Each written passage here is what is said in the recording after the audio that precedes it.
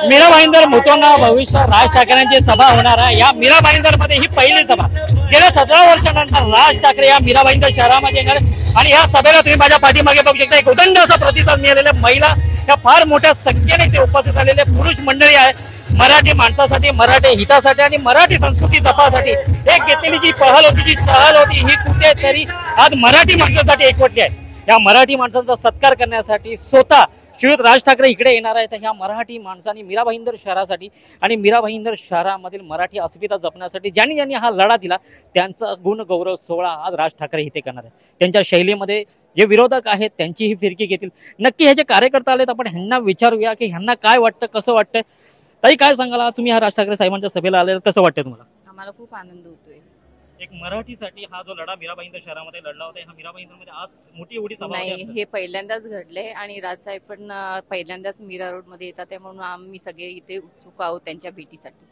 नाही, नक्कीच ताई, मी तुम्हाला पण विचारू शकतो, अगदी पारंपरिक आपली जी मराठी मुळं तुम्ही बनवून आला त्याबद्दल काय सांगता?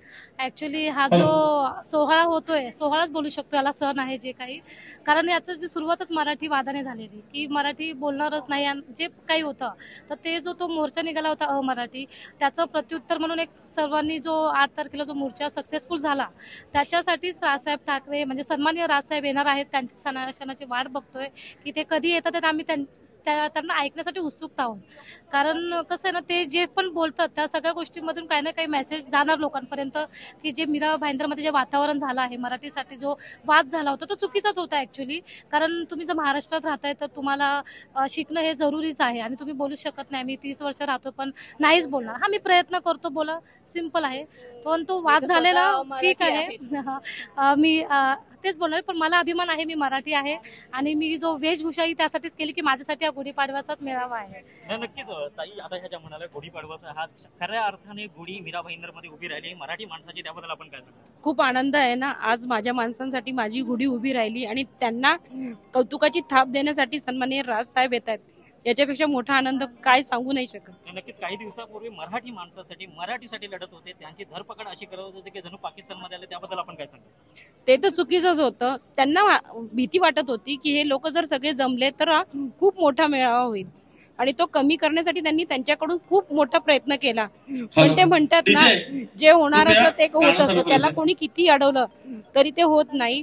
त्या लोकांनी आम्हाला उचलून नेलं, पण ज्या स्पीडने नेलं त्याच स्पीडने आम्ही परत रिटर्न आलो आणि आम्ही परत त्या याच्यामध्ये सहभागी झालो मोर्चामध्ये आणि तो मोर्चा शेवटपर्यंत आम्ही सक्सेस करून दाखवला।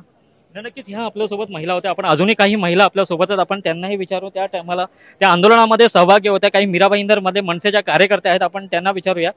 ताई काय सांगाल, त्या दिवशी धरपकड झाली होती, तुम्हाला सगळ्यांना उचलण्यात आला, आज मीरा भाईंदर मध्ये पहिली राज ठाकरे साहेबांची सभा होती, त्याबद्दल काय बोला? वाघ येतोय पहिली गोष्ट, आणि हे तर होणारच होतं, खूप लवकर झालं। 2 वर्षापूर्वी संदीप राणे साहेबांनी एक प्रॉमिस दिली होती की लवकरात लवकर आम्ही राजसाहेबांना इकडे बोलवू, आणि हे राणे साहेबांनी खरंच करून दाखवलंय। आणि मला खूप अभिमान आहे की हे जे घडले ते आमच्या टीम मेंबरनी हे संधी आणली आहे आणि आम्ही खरंच खूप नशिबान आहोत की आम्ही इकडे आहोत। नक्कीच हे महिलांची प्रतिक्रिया होती, माझ्या मागे बघू शकता स्टेज सजलेला आहे, वाघाची वाट बघितली आणि ही वाघाची डरकाळी नक्कीच मराठी माणसाच्या हिताची असतात, मराठी माणसाच्या जपण्यासाठी असतात।